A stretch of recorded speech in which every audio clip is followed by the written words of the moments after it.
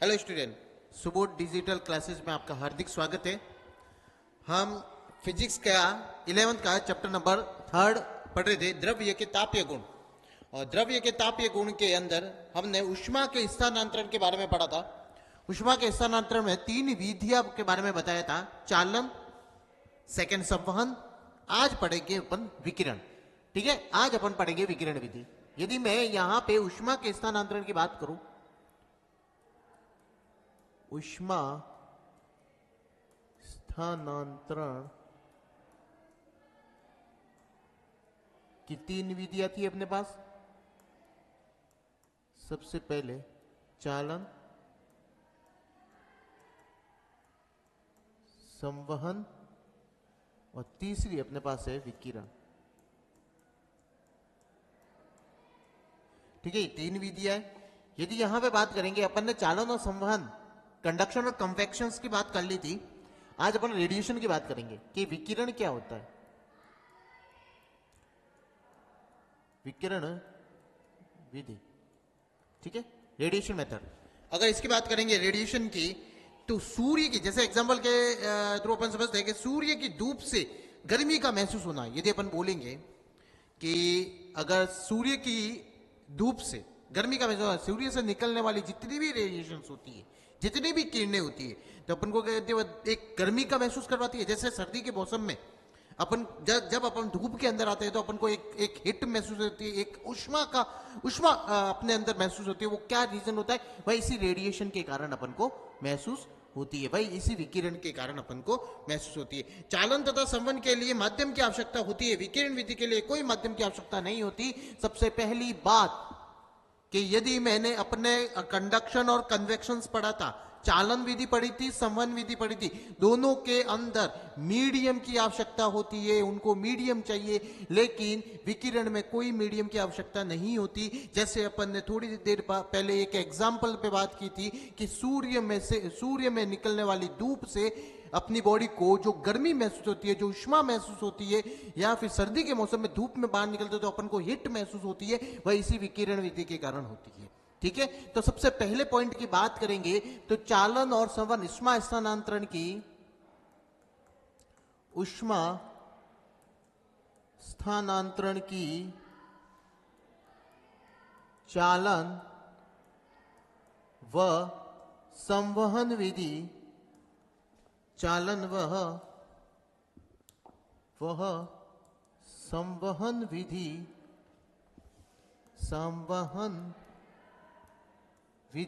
ऊष्मा स्थानांतरण के चालन व संवहन विधि के परिवहन में, संवहन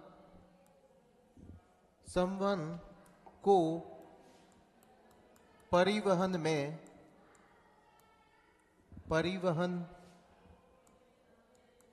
माध्यम के रूप में होता है। माध्यम के रूप में किसी पदार्थ की आवश्यकता होती है, किसी पदार्थ की आवश्यकता होती है। तो सबसे पहली बात अपन ने की कि यदि ऊष्मा स्थानांतरण के अंदर, चालन और संवहन के अंदर जो परिवहन करना है, यदि चालन और संवहन में जो परिवहन होता है उसमें हमेशा किसी न किसी माध्यम की आवश्यकता होती है, बराबर। और यदि विकिरण विधि की बात करें तो विकिरण विधि के लिए कोई माध्यम की आवश्यकता नहीं होती। तो यहां पे ये मेन पॉइंट पर लिखने जा रहे हैं कि विकिरण विधि में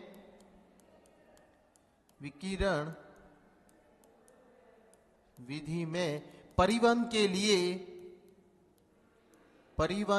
लिए माध्यम की आवश्यकता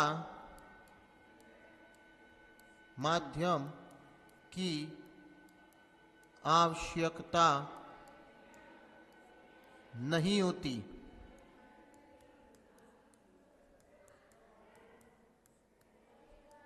ठीक है, विकिरण विधि में परिवहन के लिए माध्यम की कोई आवश्यकता नहीं होती, जैसे चालन और संवहन के अंदर होती है। ऊष्मा स्थानांतरण की ये विधियां निर्वात से पृथक दो वस्तुओं के बीच क्रियाशील नहीं हो सकती, परंतु विशाल दूरी पर होने पर पृथ्वी सूर्य से ऊष्मा प्राप्त कर लेती है। जैसे इसमें अपन ने क्या बोला कि चालन और संवहन में अपन ने क्या बोला, इसमें किसी ना किसी पदार्थ के मीडियम की आवश्यकता होती है।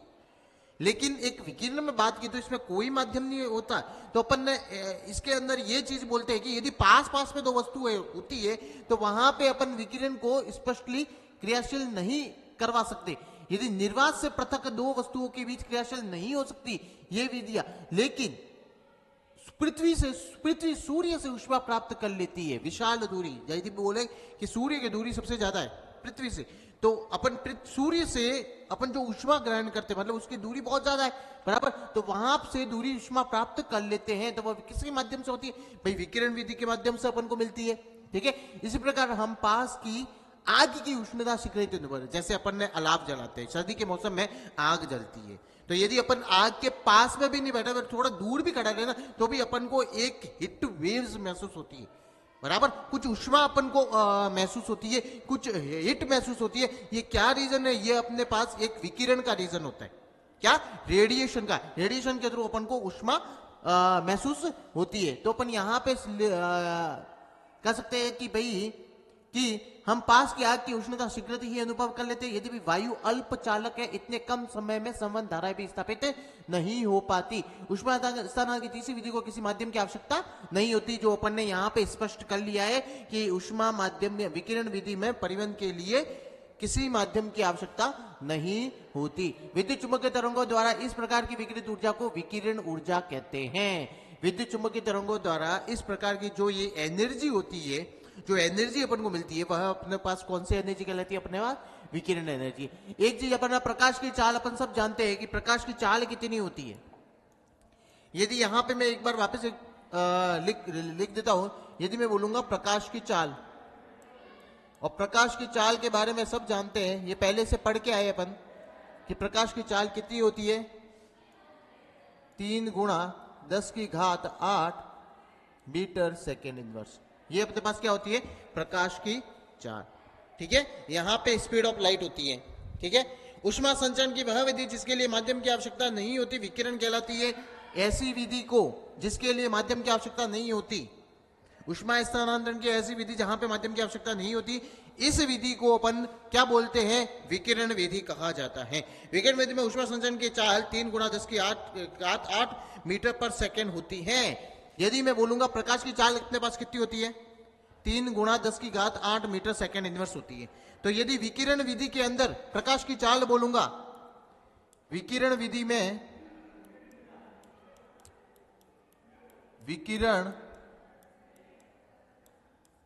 में प्रकाश की चाल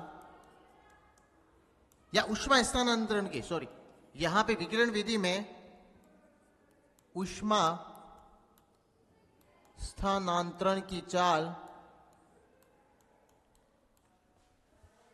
जो होती है वह अपने पास होती है 3 × 10⁸ मीटर सेकेंड इनवर्स होती है। तो ये अपने पास विकिरण विधि के लिए में उष्मा स्थानांतरण की एक स्पीड होती है, तो अपने पास ये चीज रहती है। चालन और संवहन विधि की तुलना में बहुत ज्यादा अधिक होती है। यदि बोलेंगे कि ये जो चाल होती है, जो स्पीड होती है, ये चालन और संवहन विधि से बहुत ज्यादा अधिक होती है। तो यहाँ पे कुछ पॉइंट अपन ने यहाँ पे लिखवाए। सबसे पहले पॉइंट की बात करेंगे तो चालन और संवहन में माध्यम की आवश्यकता होती है, लेकिन विकिरण विधि में कोई माध्यम की आवश्यकता नहीं होती, और इसी विधि को अपन विकिरण विधि विकिरण कहते हैं। और सेकेंड, प्रकाश की चाल अपन सब जानते हैं 3 × 10⁸ मीटर सेकेंड इनवर्स होता है। तो विकिरण विधि में उष्मा स्थानांतरण के जो भी चाल होगी उसको क्या बोले? 3 × 10⁸ मीटर सेकेंड इनवर्स। ठीक है, तो ये अपन ने यहां तक चीजें क्लियर की। चलो अपन आगे बढ़ते हैं इस चीज के बारे में। ठीक है, तो यहाँ पे इन तथ्यों के बारे में विस्तार से आप बाद में फिर कभी सीखेंगे, परंतु अब आप ये जाने विकिरण द्वारा उष्मा स्थानांतरण के लिए माध्यम का होना कोई आवश्यक नहीं होता है। इतनी तीव्र गति से क्यों होता है? विकिरण द्वारा ही सूर्य से उष्मा निर्वात से होकर पृथ्वी तक पहुंचती है। भाई, विकिरण विधि के द्वारा ही सूर्य से उष्मा निर्वात से होकर पृथ्वी तक पहुंचती है, बराबर। यदि बोल सकते हैं, एक एग्जाम्पल भी ले सकते हैं, यदि विकिरण विधि का मैं एग्जाम्पल, तो सूर्य से निकलने वाली जो भी उष्मा होगी वह निर्वात से होकर पृथ्वी तक पहुंचना। यदि मैं यहां पे एक एग्जाम्पल भी डिनोट करके चलता है, एक एग्जाम्पल क्या कहता है कि सूर्य से निकलने वाली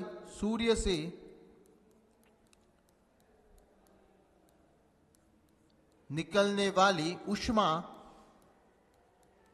सूर्य से निकलने वाली ऊष्मा निर्वात से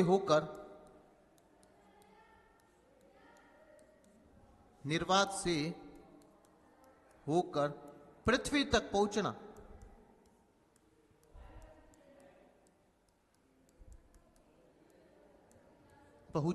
क्या होता है? सूर्य से निकलने वाली ऊष्मा निर्वात से होकर पृथ्वी तक पहुंचना, यह एक विकिरण विधि का एग्जाम्पल होता है। सभी तप्त पिंड चाहे वे ठोस, द्रव या गैस हो, विकिरण ऊर्जा उत्सर्जित करते हैं। एक और बात होती है, चलो यदि अपन बात करते हैं कि अपन ने एक सूर्य से निकलने वाली ऊष्मा की बात कही, बराबर, लेकिन मैं बोलूंगा कि जो भी अपने पास, जैसे मान लो एक ठोस सॉलिड किसी मेटल को लेते हैं, यदि वो मेटल यदि अधिक तप्त गर्म है, जैसे लोहा, उस आयरन को यदि लोहे को अपन ने तप्त गर्म कर दिया है, रेडिश बोलते हैं, यदि तप्त गर्म कर दिया रेडिश के, तो वो अपने अंदर से कुछ विकिरण क्या करेगा? उत्सर्जित करेगा, अपने में से कुछ विकिरण उत्सर्जित कर लेता है। तो ये अपने पास सभी तप्त पिंड चाहे ठोस हो, द्रव, गैस हो, विकिरण ऊर्जा उत्सर्जित करता है।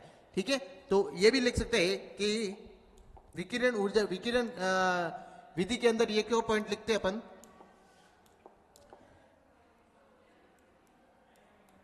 विकिरण विधि के अंतर्गत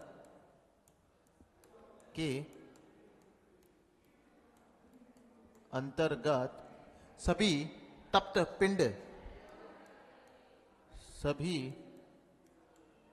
तप्त पिंड ठोस,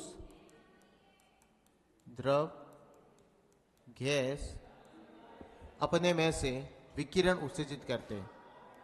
विकिरण उत्सर्जित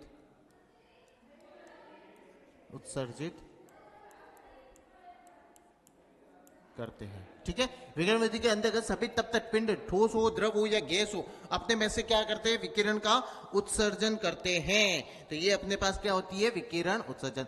जब अपन एक और बात करते हैं कि यहां पे एक चीज बात करते हैं कि यदि अपने पास, जैसे अपन बात करते हैं कि अब एक और एग्जांपल की बात करेंगे, यदि अपन गर्मियों के मौसम में यदि अपन ने ब्लैक कपड़े पहने, तो अपन को पता है गर्मी सबसे ज्यादा लगती है। क्यों लगती है? क्योंकि वह क्या करती है भाई, जो वेव्स आती है, जो सूर्य से निकलने वाली जितनी भी ऊष्मा आती है, उसको क्या करती है? अपने अंदर सोखती है। तो अपन कुछ ऐसे वर्ण के कपड़े पहनते हैं, जैसे गर्मी के टाइम में अपन श्वेत प्रकार के या फिर सफेद कपड़े या फिर हल्के रंग के कपड़े पहनते हैं। क्यों? क्योंकि उससे गर्मी कम लगती है, क्योंकि वो ऊष्मा का अवशोषण कम करता है। और यदि अपन सर्दी के मौसम में बात करेंगे तो अपन गहरे रंग के कपड़े पहनते हैं, जैसे ब्लैक हो गया, तो वो ऊष्मा का अवशोषण करता है, तो अपन को सर्दी से भी बचाते हैं। तो ये अपन यहाँ से, जैसे अपन ने यहां पे लिखा, ऊष्मा वह परिणाम है जिसमें कोई पिंड विकिरण द्वारा अवशोषित कर सकता है। ठीक है, यहां पे ऊष्मा का वह परिमाण करेंगे जिसमें कोई पिंड विकिरण द्वारा जो भी रेडिएशन आ रही है, सूर्य से निकल रहा है जो भी रेडिएशन आ रही है, उसको अपने अंदर अवशोषित करता है। ठीक है, उस पिंड के वर्ण रंग पर निर्भर करता है। ये देखो यहाँ पे पॉइंट आ गया, रंग पर निर्भर करता है। रंग का मतलब अपन ने जस्ट थोड़ी देर पहले बात की कि ब्लैक कलर के जैसे कपड़े पहने तो अपन को गर्मी का एहसास सबसे ज्यादा होता है। क्या? क्यों? क्योंकि वह सूर्य से जो वेव्स आती है उसको अपने अंदर क्या करती है? सोखती है, अवशोषित करती है, और वहां पे हिट एनर्जी सबसे ज्यादा अपने पास हिट सबसे ज्यादा एब्जॉर्ब करती है। एक और बात है, बर्तन के, जैसे खाना पकाने वाले जो बर्तन होते हैं उनके नीचे काले कलर का रंग का वो कर दी लेप चढ़ा दिया जाता है। क्या रीजन होता है? क्योंकि वह ऊष्मा को अधिक से अधिक ग्रहण कर सकता है। ठीक है, मतलब अपने अंदर अवशोषित करता है। तो गर्मियों में श्वेत और हल्के वर्णों के वस्त्र पहनते ताकि वे सूर्य के कम से कम ऊष्मा अवशोषित कर सके। ठीक है, तो गर्मी के मौसम में अपन जो कपड़े पहनते हैं ना, वह हल्के रंग के या श्वेत पहनते हैं, जिससे वह कम से कम सूर्य की किरणों को अपने अंदर अवशोषित करता है। सर्दियों में हम गहरे रंग के वस्त्र पहनते हैं जो सूर्य की अधिक ऊष्मा को अवशोषित करके उष्ण रखते हैं। भाई सर्दी के मौसम में अपन क्या करते हैं? गहरे रंग के वस्त्र पहनते हैं या कपड़े पहनते हैं, जो क्या करते हैं कि जो किरणें आती है ना उसको अपने अंदर अवशोषित करता है, और अपन यहाँ पे हिट महसूस करते हैं। ठीक है, तो ये रीजन अपने पास कुछ अपन ने यहाँ पे बताया कि भाई अपन वहां पे जैसे गर्मी के मौसम में कैसे कपड़े अपन पहनते हैं और सर्दी के मौसम में किस तरीके से कपड़े पहनते हैं, जिससे अपन को गर्मी के मौसम में गर्मी का एहसास नहीं हो और सर्दी के मौसम में सर्दी नहीं लगे। तो अपन को सर्दी के मौसम में हिट चाहिए होती है, तो अपन को कुछ गहरे रंग के कपड़े पहनने चाहिए। ठीक है, यहाँ पे एक और बात की गई, यदि मैंने बर्तन की जस्ट पहले बात बताई कि बर्तन के नीचे गहरे मतलब एक लेप चढ़ा दिया जाता है, जिससे क्या होता है? ऊष्मा का अवशोषण सबसे ज्यादा रहता है और ऊष्मा का अवशोषण सबसे ज्यादा रहेगा तो खाना जल्दी बनेगा, सीधी सी बात है। इसी प्रकार के एक थर्मस बोतल का भी एक अपने पास एग्जांपल रहता है। थर्मस बोतल क्या होती है? थर्मस के अंदर अपन क्या मानते हैं, यदि गर्म रखते हैं तो वो गर्म ही रहता है, ठंडा रखते हैं तो ठंडा रहता है। तो थर्मस का मेन वर्किंग क्या होता है कि बाहरी परिवेश से वह पूरी तरह से भिन्न होता है, वही बाहरी परिवेश से पूरी तरह अलग होता है। तो यहाँ पे क्या होता है कि थर्मस की जो अंदर की भीतरी दीवारें विकिरण परावर्तित कर देती है। यदि बोले दीवारों का कांच का बर्तन होता है जिससे भीतरी और बाहरी दीवारों पर चांदी का लेप होता है, भीतरी को हो या बाहरी दीवार चांदी का लेप होता है, जिसके कारण क्या होता है कि भीतरी दीवार से विकिरण परावर्तित होकर बोतल की अंतर वस्तु में वापस लौट आती है। जितनी मान लो गर्म वस्तु अंदर डाल दिए, अब चांदी का लेप होता है तो गर्म वस्तु अंदर डालने पे जो भी विकिरण है, जो भी वेव्स निकलती है उस द्रव से हो गया, जो भी वेव्स निकलेगी वह क्या करेगी, उन दीवारों से टकरा के वापस उसी के अंदर आ जाएगी। तब वहां क्या करती है कि अपनी हिट, अपनी ऊष्मा को बाहर जाने नहीं देती, इस परिवेश तक, परिवेश में जाने नहीं देती। ठीक है, तो ये थर्मस के यूज होता है। इससे थर्मस के अंदर भले आप कोई ठंडे पेय पदार्थ रखते हो या गर्म रखते हो तो वो ठंडा रखोगे तो ठंडा ही रहेगा, गर्म रखोगे तो गर्म ही रहेगा। तो ये कुछ रीजन है, अपन ने रेडिएशन के बारे में पढ़ा। ठीक है, ये अपन ने रेडिएशन के बारे में बात की। अगली बात करते हैं अपन, अगली बात करेंगे ऊष्मा विकिरण क्या होती है, थर्मल रेडिएशन क्या होती है। ठीक है, तो थर्मल रेडिएशन को समझने के लिए, ऊष्मीय विकिरण को समझने के लिए, जैसे सूर्य प्रकाश, यदि सूर्य से बात करेंगे तो सूर्य से बहुत सारी वेव्स अपने पास आती है। जैसे दृश्य प्रकाश भी आता है, पराबैंगनी प्रकाश भी आता है, अवरक्त किरणें भी आती है, सारी किरणें अपने पास आती है, बराबर। ठीक है, और अवरक्त किरणें होती है वह ऊष्मीय विकिरण होती है। यदि परम शून्य ताप, तो अपन को पता है कि एब्सोल्यूट जो टेम्परेचर निकाल के आ गए थे पहले, तो वो अपने पास क्या आता है, 0 केल्विन।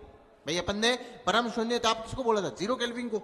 ठीक है, तो यहाँ पे यदि बोलेंगे यदि किसी वस्तु का ताप उसके वातावरण के ताप से अधिक हो तो वह वस्तु अपने भीतर से विकिरण रूप में ऊष्मा उत्सर्जित करेगी। इसी विकिरण को ऊष्मीय विकिरण कहते हैं। ऊष्मीय विकिरण के बारे में पढ़ते हैं, थर्मल रेडिएशन। यहां पे बात करेंगे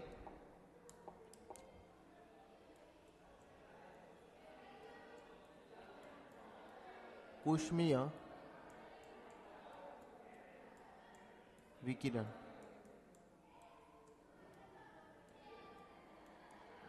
थर्मल रेडिएशन, और थर्मल रेडिएशन के बारे में बात करते हैं तो थर्मल रेडिएशन को पहले समझते हैं कि यदि अपन ने यहाँ पे क्या बताया कि सूर्य एक ऐसा सोर्स है जहां से बहुत टाइप्स की वेव्स निकलती है, ये अपन को पता है, बहुत सारी किरणें निकलती है। तो उस किरणों के अंदर यदि मैं सूर्य प्रकाश के रूप में देखूं तो उससे बहुत सारी वेव्स निकलती है,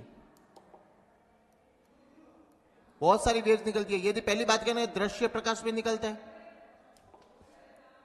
क्या निकलता है? दृश्य प्रकाश, जिससे वस्तुओं को देखने में सहायता मिलती है। अपन को पता है पराबैंगनी किरणें भी निकली थी,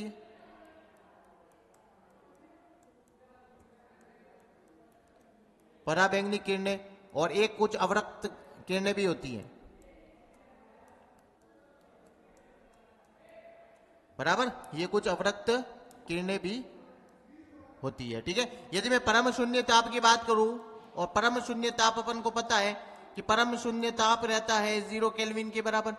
ठीक है, यहां पे यदि बात करेंगे, मान लो अपने पास कोई वस्तु है, यदि मैं ऊष्मीय विकिरण को समझना चाहूं तो अपने पास मान लो एक वस्तु है, ये अपने पास एक वस्तु है जिसको मैंने ये नाम दिया, और ये इसका टेम्परेचर अपने पास T1 है।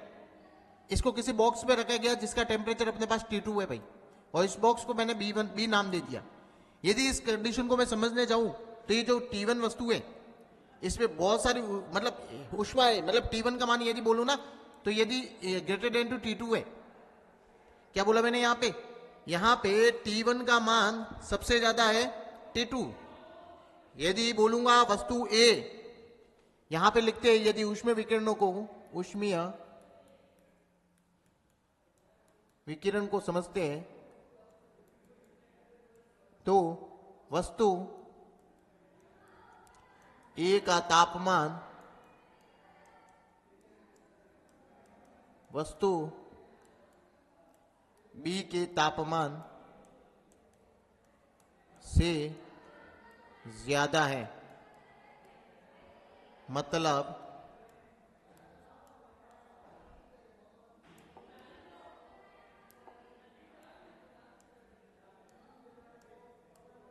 मतलब T1 is greater than to T2, बराबर। तो अपन ने क्या बोला, ऊष्मीय विकिरणों को समझना है, तो अपन ने क्या बोला, वस्तु ए का तापमान वस्तु बी के तापमान से बहुत ज्यादा है। ये वस्तु नहीं है, ये इसका परिवेश समझ लो। यदि मैंने वस्तु ए को किसी बी में रखा है तो बी एक परिवेश समझ लो, और परिवेश का भी टेम्परेचर होता है, वस्तु का भी टेम्परेचर है, वो वस्तु का टेम्परेचर ज्यादा है, बराबर।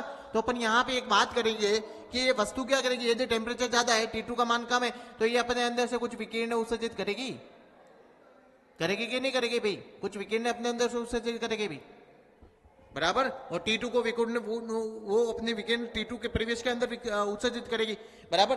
तो ऐसी जो भी कंडीशन होती है उसको अपन उसमें विकिरण, ऐसी जो विकिरण अपने पास निकलती है उसको बोला जाता है थर्मल रेडिएशन। यदि किसी वस्तु का ताप उसके वातावरण के ताप से अधिक है तो वह वस्तु अपने भीतर से कुछ विकिरण उत्सर्जित करेगी, और इन सभी विकिरणों को ऊष्मीय विकिरण कहते हैं। यदि लिखेंगे इसकी डेफिनेशन, यदि किसी वस्तु का तापमान उसके आसपास के परिवेश से अधिक है तो वह वस्तु अपने में से कुछ विकिरणें उत्सर्जित करेगी,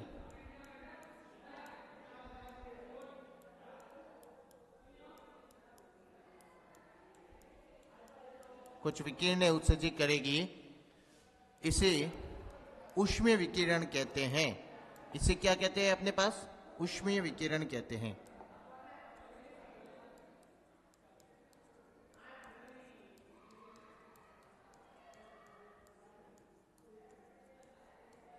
इसे ऊष्मीय विकिरण कहते हैं, थर्मल रेडिएशन कहते हैं।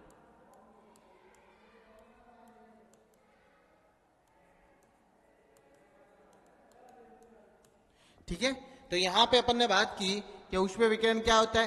तो यहां पे अपन ने बात की कि कुछ यदि किसी वस्तु का तापमान उसके आसपास के परिवेश से अधिक है तो वह वस्तु अपने में से कुछ विकिरण उत्सर्जित करेगी, इसे ऊष्मीय विकिरण कहते हैं। तो यहाँ पे अपन ने थर्मल रेडिएशन की भी बात कर ली। अब सेकंड बात करेंगे कृष्णिका बॉडी की।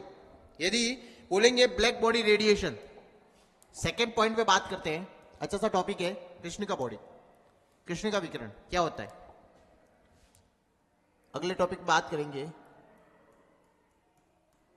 कृष्णिका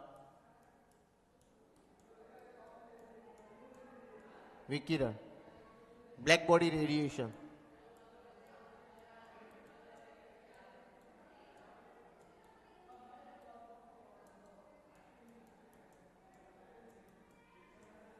ब्लैक बॉडी रेडिएशन, और ब्लैक बॉडी रेडिएशन की बात करेंगे।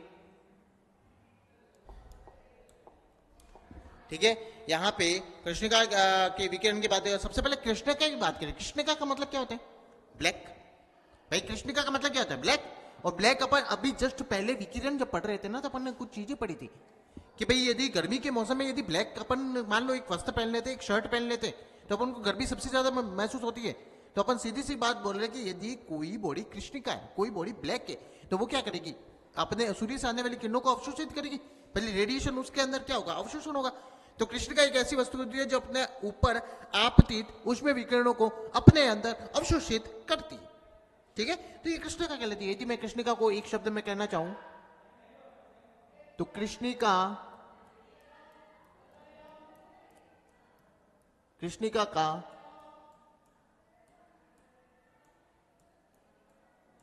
मतलब होता है कि ऐसी वस्तु जो अपने ऊपर आपतित, ऐसी वस्तु जो अपने ऊपर आपतित ऊष्मीय विकिरण, अपने ऊपर आपतित ऊष्मीय विकिरण की मात्रा को, अपने ऊपर आपतित ऊष्मीय विकिरण की मात्रा को अधिक से अधिक मात्रा का अवशोषण करती है, अपने ऊपर आपतित ऊष्मीय विकिरण की अत्यधिक मात्रा को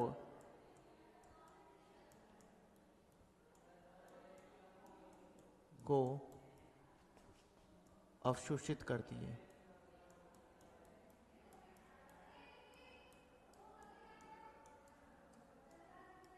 अवशोषित करती है, कृष्णिका कहलाती है।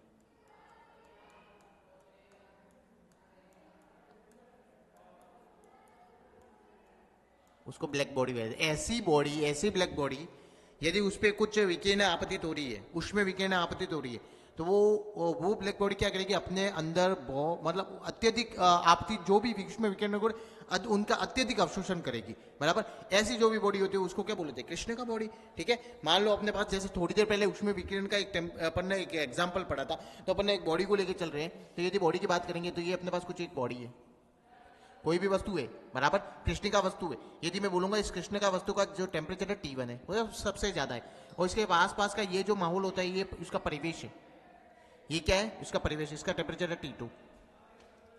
तो ये जो अपने पास होती है, ये कृष्णिका बॉडी है भाई, इसको बोले जाते हैं कृष्णिका,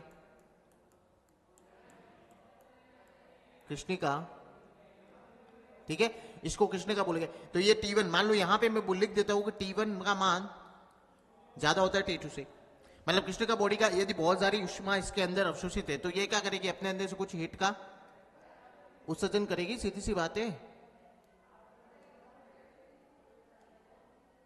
अपने अंदर से कुछ हीट का अवशोषण क्या अपने अंदर से कुछ हीट का उत्सर्जित करेगी। तो ये अपने पास क्या होती है, कृष्णिका बॉडी। तो यहाँ पे अपन बात करते हैं कि T1 का मान सबसे ज्यादा है T2 से। तो ये थोड़ी देर पहले से अपन करके आगे कि यहां से जो निकलने वाली ये जो होगी, इनको क्या बोल जाता है, ऊष्मीय विकिरण है।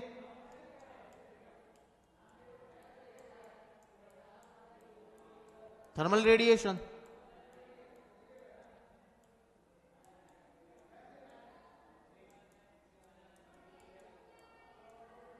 क्लियर, ये क्या बात होती है अपने पास, थर्मल रेडिएशन। अगली बात करेंगे अपन, सबसे पहले कृष्णिका की बात हो गई है, अगली बात करेंगे, यहां पे देखते हैं। अब तक हमने ऊष्मा विकिरण के तरंग दैर्ध्य के पक्ष का उल्लेख नहीं किया है। किसी ताप पर ऊष्मा विकिरण के विशेष में महत्वपूर्ण बात यह है कि विकिरण में मात्र एक ही तरंग दैर्ध्य नहीं होते, बल्कि इसमें कम तरंग दैर्ध्य से लेकर अधिक तरंग दैर्ध्य के बीच का उसका सतत स्पेक्ट्रम होता है। यदि स्पेक्ट्रम की बात करें, स्पेक्ट्रम का मतलब क्या होता है पता है, एक ये अपन वैसे 12th में अपन इसके बारे में अच्छा खासा पढ़ेंगे, ठीक है, लेकिन अभी नॉर्मल से बताते तो स्पेक्ट्रम का मतलब बहुत सारी जो वेव्स आती है, जो मतलब बोलते हैं कि जिनके तरंग दैर्ध्य का मान लो से हाई तक हो, उसमें बहुत सारी वेव्स होगी, उन सब का मिला के एक स्पेक्ट्रम बनता है, उसको स्पेक्ट्रम बोला जाता है, ठीक है। तो विभिन्न तरंग दैर्ध्यों के विकिरित ऊष्मा की ऊर्जा को मात्रा भिन्न भिन्न होती है, ठीक है। विभिन्न तापों पर कैसे कृष्णिका से एकांक चक्र द्वारा एकांक तरंग दैर्ध्य पर उत्सर्जित विकिरित ऊर्जा और तरंग दैर्ध्य के मध्य प्रायोगिक वक्र दर्शाता है। तो ये अपने पास एक कृष्णिका विकिरण होता है। तो इसको अपन ने क्या बोला, कृष्णिका बॉडी बोला जाता है, ठीक है। तो आज अपन ने कृष्णिका के बारे में पढ़ा, कल अपन ने कृष्णिका विकिरण के बारे में थोड़ा और जानेंगे, विस्थापन नियम के बारे में पढ़ेंगे, ठीक है। आज के लिए बस इतना ही, धन्यवाद।